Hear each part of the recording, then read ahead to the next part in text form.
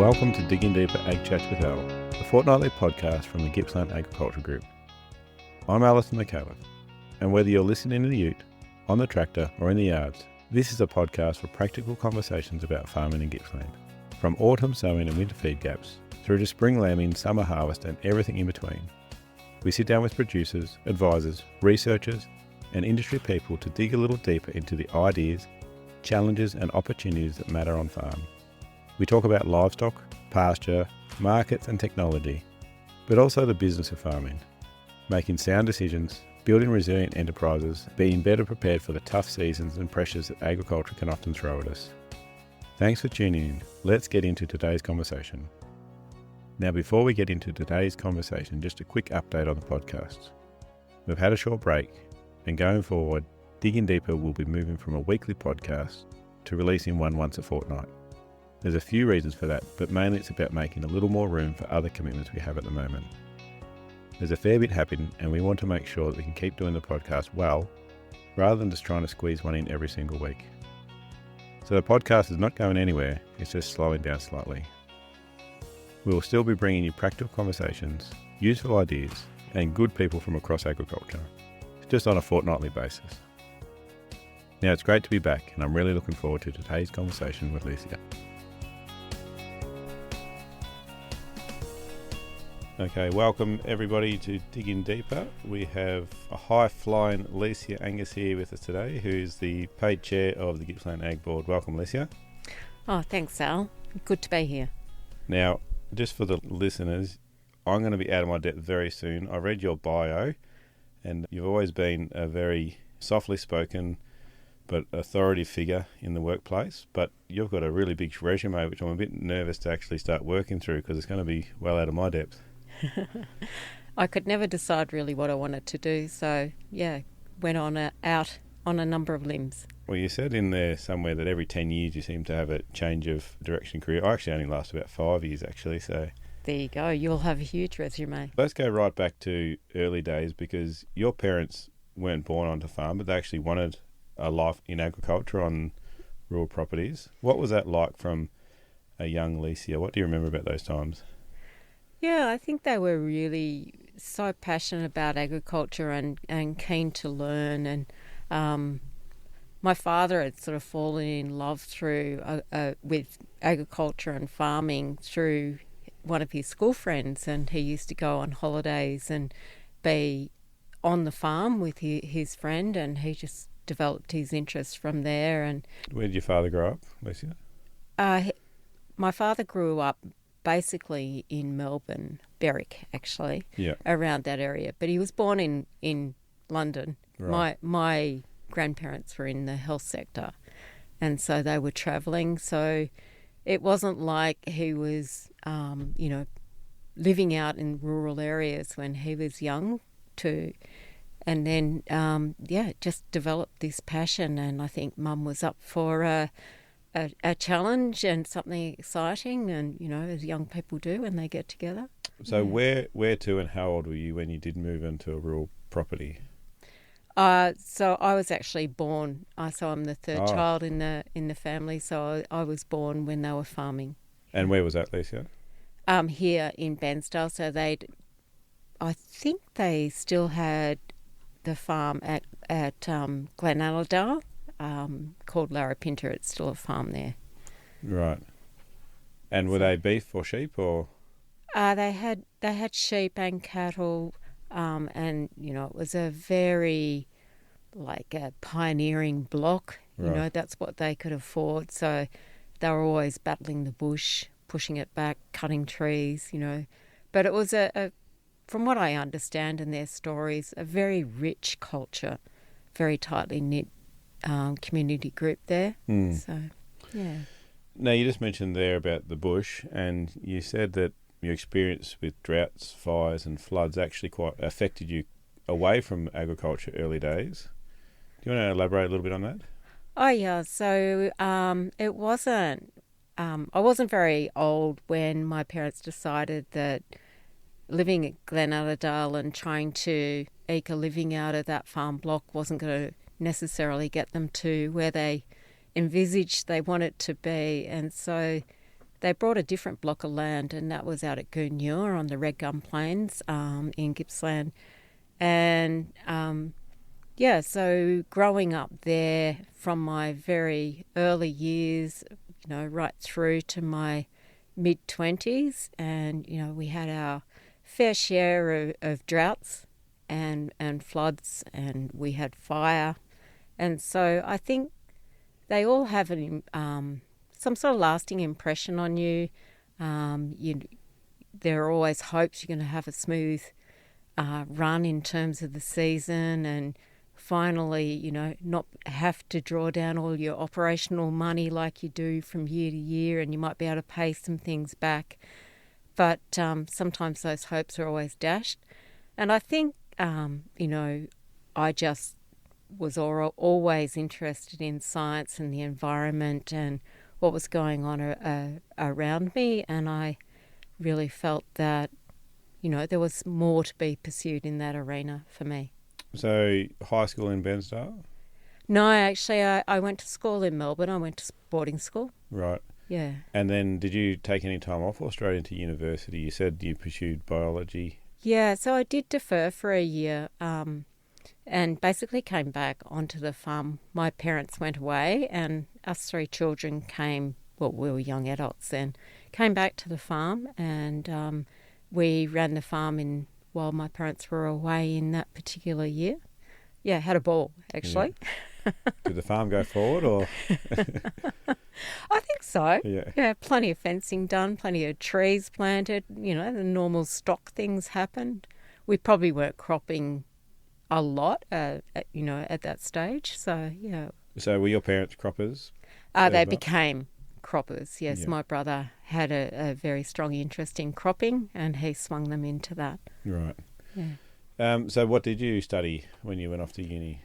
Yeah, I studied straight science and ended up specialising in genetics and chemistry and biochemistry, actually. So, it was great. I loved that learning environment. But, at the same time, most people would share the same view by the time they go through university. They're hungry for a job, hungry for a bit of income, Yeah.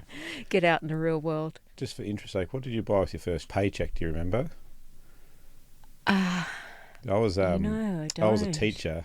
Went off to uni, and my first paycheck, I actually bought a TV for myself. So, wow, yeah, big time. Yep, splurged and enjoyed it. But going 4 years through uni, not having any money, all of a sudden your first paycheck, you felt like a king. So, yeah, well, I had a car because like country kids, cars are so important, and it's your independence and all that sort of thing. So I already had a car, and my way of paying a car, the deal between my father and myself was that I got to dip the sheep, and I was paid a little bit for every sheep that went through the sheep dip. So that's how that car came about, and that was pretty important for me. Some nasty chemicals back in the day there, Leecia. Yeah, there were. I shudder now thinking about that. Yeah, I remember the sheep dip at my grandfather's place where the overflow was. It was bare ground for about, would have been at least 15 or 20 years after they stopped ever using that stuff. Yeah. So she was nasty. Now, you said that you worked straight out of university. What was your first job out of uni? Yeah, so my first job was actually with the biochemistry school at Trobe University. So this is where I'm getting out of my depth already, everyone. So you have to... I really had my heart set on coming back to Bairnsdale and this area and getting a job and being able to pursue my interests, but living in a country, back home, really. However, the sort of work I was after was like roles with the Regional Veterinary Laboratory, which was open then, and you couldn't leave university and go and work for them straight away. So I needed to get a job. And then I just got this job with La Trobe University, and I loved it. Like, it was doing research work and in a research lab and, on things that matter, like genetic diseases in young children that are affecting young children.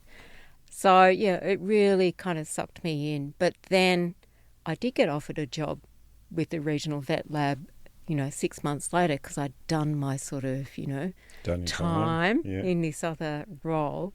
And so I shifted back here to Bairnsdale to work. Right. So you've been here for a fair chunk of your life then? Yeah, sort of. Sort of.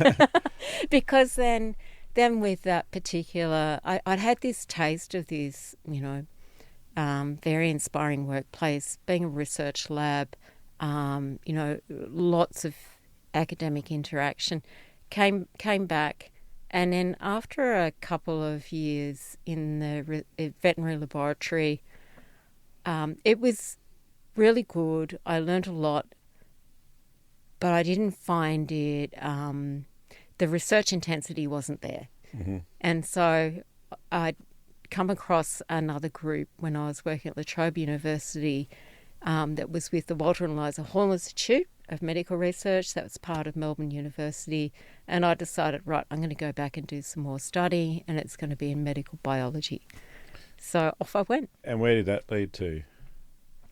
So that led to work on a malaria vaccine, and then I went across into cancer hematology research. And so I became a research assistant, and then I was particularly interested in the translation of science into, medical procedures or things that are very useful for society. So I got into more of the translation of science, and my career kind of started that overall theme that's been with me for decades now, so translating science into useful things for the community. So you've worked a fair bit with the GRDC. Yeah. Is that one of the moves that you saw was something you wanted to do, to see the practical application of what you're doing? Yeah, it was Al, but it was also, my partner had an opportunity to move, and I'd spent, more than my 10 year, Yeah, time for 10 a change. years at the Walter and Eliza Hall Institute, time for a change and changing into different sectors. So I was changed back into agriculture. It really pushes you, it really challenges. There's lots of learnings because you translate things from one sector to another, but there's also a lot of commonality because a lot of the principles around research go across sectors, like, be it sheep genomics or, cattle infertility or whatever it might be. There are parallels. Right. And so what was your main role at GRDC? Did you have a specific thing that you were working on, or were you quite broad? Yeah, so in GRDC, I first started contracting with them, and I was the executive officer for an unincorporated joint venture. It's called GrainGene. In that time, it involved Syngenta and CSIRO and AWB, which existed. And what was AWB, the acronym? Australian Wheat Board. Right. And also Grains Research and Development Corporation.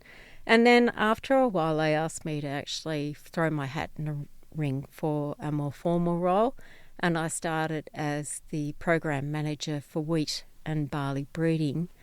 And so you're not actually doing the technical elements of the work. What you're doing is managing the investment into multiple serial breeding programs. So that's how I spent my first 3 years or so in Grains Research and Development Corporation.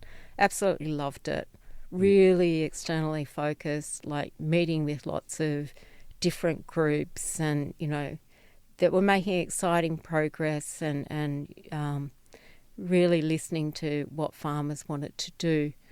So that was my first role. The second role... Just on that one, for the croppers out there, are there any notable varieties in your time there that you remember that they might know? Wow. Barley, Bodan, Hindmarsh. Just trying to think about wheat. a whole suite of AGT. What they had weapon names, I think. Weapon names, yeah, right. And Longreach Plant Breeders was also producing good varieties as well. But that most of the breeding companies adopted themes for the names of their varieties when it was, I said weapons, or in Western Australia for the barley varieties, it was like explorers' names, right, and things like that. So all my pets are named after rifle brands, actually. It limits down what you can call a dog or a cat, so yeah, it makes it a bit easier. Now, it sounds like a lot of this work was not based here. Where were you based in your time with all that? Yeah, so I was based in Canberra. Right. And we lived in Canberra for 14 years or so. Right. Yeah. And was there much travel involved in that, or was it?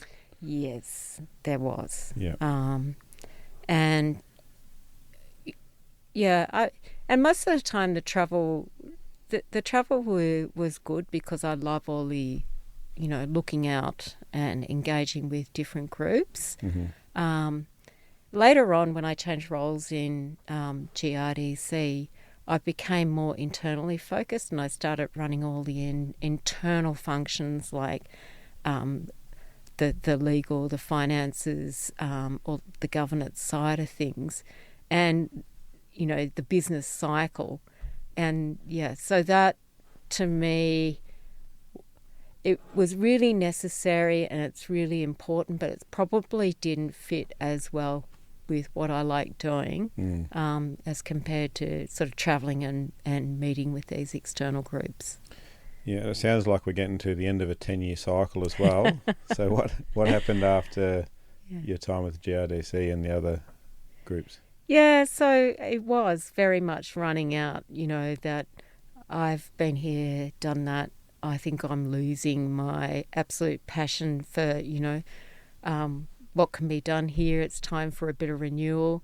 And decided I had enough network and contacts to go consulting. Mm-hmm. And so in 2014, that's what I did. And at the same time, two of my colleagues, one was in CSIRO in business development, and another colleague who also worked with GRDC in crop protection. We all left at the same time. Big hole. And so we all had individual consulting companies, but we could cross-fertilise with each other, and, if we needed extra resources, there was kind of a team to bounce off, which was really good. And was that a tough transition, or did it go fairly smoothly and it was a successful move? Oh, no, I was really lucky, because Grains Research and Development Corporation gave me work, and then a lot of the organisations I'd been interacting with whilst I was a executive manager at the end there gave me work. And so you kind of have a honeymoon. I think many people have a honeymoon, sort of 2 to 3 years when they first leave an organisation, and it gives you that opportunity to start building your pipeline and, building up your network of organisations that you do work for. Now, your consultancy is still established, your consultancy business? You still do work in it? Yeah, we're really slowing down now, though. Well, it is 2024, so that's 11 years you've been in that. But what sort of advice, or who are you actually advising? Because it's not, I guess, regular run-of-the-mill primary production properties. Who are clients? Yeah. Yeah, so it very much started out as the network that I had through my role with GRDC. So it was the universities. It was for the Council of Research and Development Corporations. It was for industry bodies. It was from, various departments of agriculture in the States. So it was that sort of level. It wasn't directly with farmers who were managing land or managing farms. And then as time went on, we got involved. So we went to New Zealand for a little while, so 6 months, because I could do my work from anywhere. My partner was filling a management gap over there in New Zealand, had a great time. And then when we came back to Australia, we sort of landed in the middle of the fires, the Gippsland. Well, there were a lot of fires. The 19 fires? The 1920 fires, yeah. And so we propped at Marlo, where we had a house. So Marlo is in East Gippsland. And then we kind of just rolled into COVID, and we hadn't really thought about where we were going to be long term or anything like that. And it's a very beautiful spot. So we started just being there in Marlo. And with the subsequent closing of the logging of public forests, we started helping people around their grants and grant applications and trying to navigate that pathway. So we started sort of doing some local government work and some of that business transition, as well as continuing on and working with some of the larger clients, more corporate clients. Yeah, and you've actually done a bit of planting down that way yourself, is that correct? Yeah, we have. So we have a 10 hectare block of land at Orbost. We're very fortunate to have got that. And both our families, so my partner's family and my family, love, planting windbreaks and shelter belts, and always been interested in that side of things. So we decided that given the size of the block of land, and it wasn't really viable to do much else with it, in our view, we put shelter belts around the outside, the boundaries, and then we've taken the core of the block and planted hardwood, so eucalypts, and also we planted some blackwood, and we'll tend those as a plantation, and hopefully maybe the next generation will actually harvest them, because it's a long-term thing. Yeah, so how many years? So 25, 30 years. Yeah, right. And we're only 5 years in. Right, yeah, it's another 20-odd years to go. Yeah. And so does it take a fair bit of machinery to establish something like that, if people are listening and interested in doing it, or is a lot of it just hand planted? Well, naturally it depends on your scale. For our scale, which is really just, farm trees, on-farm trees type scale, we did it all by hand. And, yeah, it keeps us fit. And you can't... Well, we didn't have the good fortune about just picking the right species and, successfully growing them. We replanted particular areas on the block multiple times, be it from frost or some sort of nutrient problem or whatever it was, or just not the right species. So a big learning curve. But in terms of machinery, not yet. But, there needs to be some sort of evolution, I think, in portable milling. There was a portable mill. There was the Lucas mill that was here that caught my eye at the field days. I know someone that's got one of them. So, oh, do you? Yeah. Yeah. But, so just always watching the space, what could happen then. Yeah. Now, I'm not sure if it was in the email or not, but you've actually started another little planting project not too far away. Happy to talk about that at the minute? Yeah, that's very early days. Yeah. This one really excites me, actually. Does it? Yeah. It's right up my alley. It's something that I've always enjoyed. But, yeah, so explain to listeners what you're actually planning to do. Yeah, so we're after another block of land, completely different landscape, and a bit closer to Melbourne, and we picked up a 10 hectare block of land at Briagolong, so a lot drier and probably more hostile soil than what we've got in Orbost. And we want to intensify agriculture on that block, and we've investigating growing olives, but not necessarily having them as trees with, quite a thick trunk. So there's this new intense way of growing olives for oil, and you basically trellis them like a vineyard. Like a grape, yep. Yeah. And so, that's what we're aiming to do is Right. to So aim. how far down is this an idea, or is actually some earth being turned, so to speak? Earth has not been turned. Soil tests have been done, and seedlings have been ordered. Right. So it's happening. It's going to happen. Yeah. And what sort of, from planting to your first drop of oil, used to be back in the day like 7 odd years from memory, but new varieties, I'm assuming it's a bit quicker than that now. Yeah, like I think you can get some fruit in the second year. It won't be full on yield. So it's very, very quick. Yes.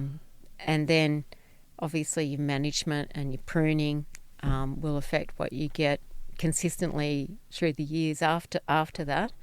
But yeah, hopefully we'll get, if we plant this spring, hopefully in 2 years' time, so in, 28, come and visit. Yeah. Now, the next question is, are you planning to set up a little pressing setup on the farm, or is it somewhere you can just take crates of olives and someone else will press them for you? I think it's a bit cost prohibitive for that scale at the moment to have our own press, but we're sort of getting a bit of intel on other olive growers in the area, and there might be a cooperative way of getting our pressing and getting the oil extracted. So it's just going to be a bit of a wait and see. I think. Oh, it's exciting. Something I'll follow with keen interest as the years go by. Now, we're going to change tracks just a little bit because we've got something to talk about that was an issue last year, and while we were battling it here at the research farm, I didn't realise that you'd done so much work on it, and that's armyworm. And so you've actually done a fair bit of research in armyworm. We had a fair bit of crop damage last year in our trials from the armyworm. We've actually got a podcast with Olivia Betts from Elders, an agronomist, who spoke about it. But I didn't actually realise that you'd done so much work on armyworm. So, I really, we have an interest in fall armyworm, and I think here we might have got a plague of common, they call it. Yeah. Common armyworm. So fall armyworm was exotic to Australia before, I think it was 2019, and we knew it was out there. Like GRDC and other organisations, Hort Innovation, they all do these scans for exotic threats to Australia. So it was on the horizon, but then it came to Australia and it started up on the Queensland coast and loves that sort of warmer tropical climate, and there's a lot of veggies growing up there as well, and that is a prime food source for fall armyworm, and it can do a lot of damage. One of the things about fall armyworm in other countries is that the crop protection strategies, particularly the chemicals used, they can develop resistance. And so farmers need a lot of different ways of controlling pests, and they need to be able to integrate those to keep the effectiveness against that pest for as long as they can.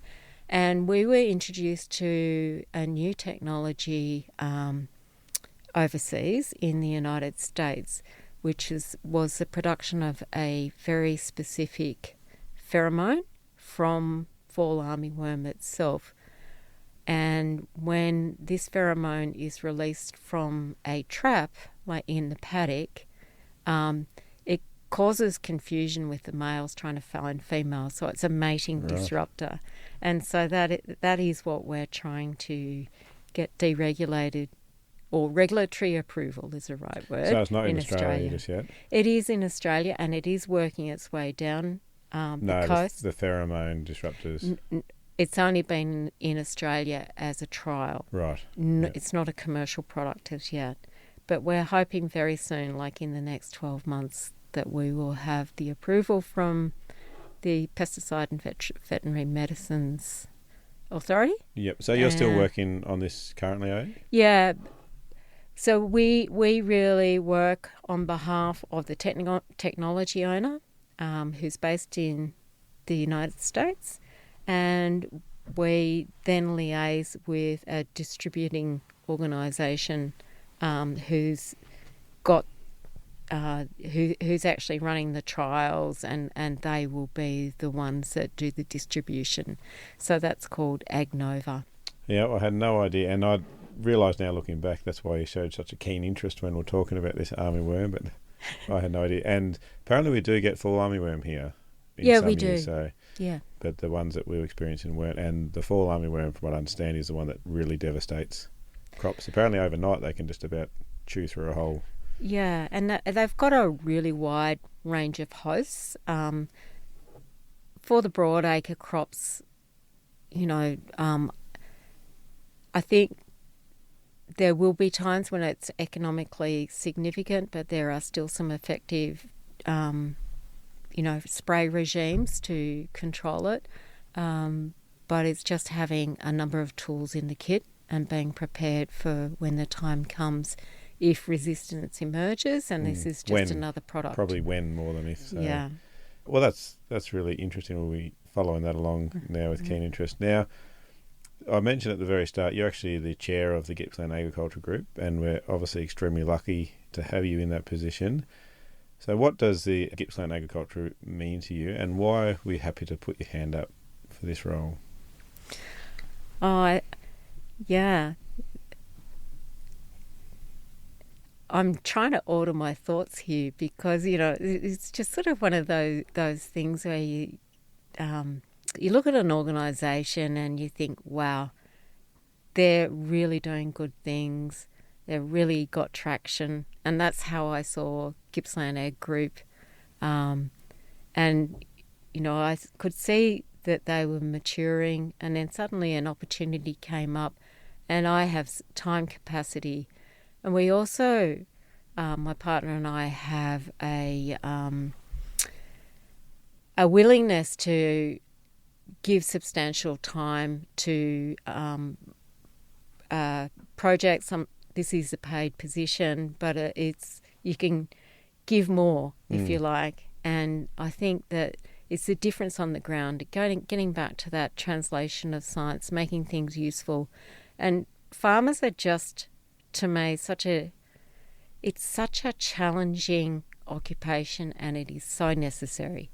And we have to be able to keep producing our food and look after our natural resource base and understand the markets and manage all these complex interacting things. And I just really admire farmers. And so anything that we can do to help our farmers and to help that supply of food, healthy food, all those things is just so necessary and worthwhile. It's a good cause. How long have you been in the position for, Leecia? Not quite 12 months. Oh, so coming up to a year. So we've got another 9 years with you, which is good. What do you see some of the issues, opportunities since you've been in, I guess, the grassroots of primary agriculture? What are some of the things that you're seeing are some of the concerns and some of the opportunities as you've spent the last 12 months here? Yeah, so starting on the challenges, like input costs, they've always been a challenge, but wow, did we ever see that they were going to be such a challenge? And just the whole turning on its head, the reliability of our trade. Sure, we produce plenty of food here in Australia, and it's very necessary for us to export to get those export volumes onto the market. But then we're really dependent on fertilisers coming from other places and fuel coming from other places into Australia. And, did we realise how fragile our system actually was? So to me, the input challenge is very significant. The chemical challenge, I think emissions and negating our emissions is a steadier. It's a challenge. It's something to be addressed, but I don't put it in the same challenge basket as the rise of the major inputs in recent time. In terms of the opportunities, I think there's this absolute passion for understanding our soils in this area and unlocking. Like there's a lot of variety. Like we have lots of different pockets in Gippsland, and so we can tailor that a little bit more towards the pockets and really working on what might unlock some of those nutrients that are in the soil and how can we make better use of our nitrogen. You know, the same old mantra, I guess, that we've been hearing for years, but doing it more specifically, I think, and tailoring it. Well, Australia's always been known in the primary industry area to get a lot out of what we have, and taking that even further is pretty exciting with what we're learning in recent times. And we've actually got a few projects on the go at the minute, which are pretty much specifically for that. And so listen out with keen interest. Now, at the end of each podcast, Lisa, we ask the guests one question, and that would be, if you could sit down with a young yourself, what advice would you give Leecia when you were a young person? Yeah, like, would I take it? Yeah. Yeah, we don't mind. Pretty headstrong, you know. Yeah, most young people are, but yeah. I think it would be something along the lines of stop churning about a really big issues out there that, you know, tend to play in your mind but are out of your sphere of influence. And try to break them down a little bit and pick off a small bit of it that you can actually do something about it and isolate that bit and be content that you've made a decision that your role is to just tackle this little bit.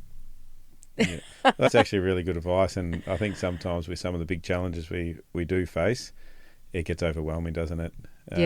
And some things are outside of our control, some things we can control, and focus on those, make good decisions around those, and over time you'll get through a lot of work that's helpful for your organisation. So I really appreciate you spending the time with us here today, Leecia, and learnt a lot.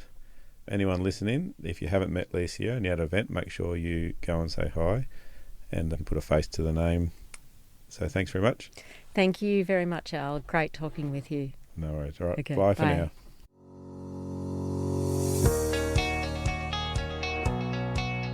A big thank you for tuning in today. And remember, if you have a question about today's episode or a topic you'd like us to cover, reach out to one of our many platforms and join the conversation. We're here because of your passion and commitment to agriculture. Together, we can build a stronger farming future. This podcast is made possible by the Future Drought Fund Regional Drought Resilience Planning Program, co-funded by the Victorian and Australian governments.